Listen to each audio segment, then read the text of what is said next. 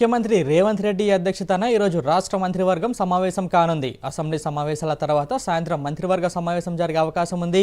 3వ తేదీ నుంచి ముఖ్యమంత్రి రేవంత్ రెడ్డి నేతృత్వంలోని బృందం పెట్టుబడుల కోసం పారిశ్రామికవేత్తలతో చర్చించేందుకు అమెరికా వెళ్లనుంది.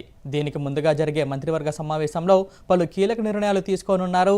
రేషన్ కార్డుల జారీ అంశం పెండింగ్లో ఉంది. ప్రజావాణిలో వీటి కోసం భారీగా దరఖాస్తులు వచ్చాయి. దీనిపై చర్చించి మంత్రివర్గ ఉపసంఘం ఏర్పాటు చేసే అవకాశం ఉన్నట్లు తెలిసింది.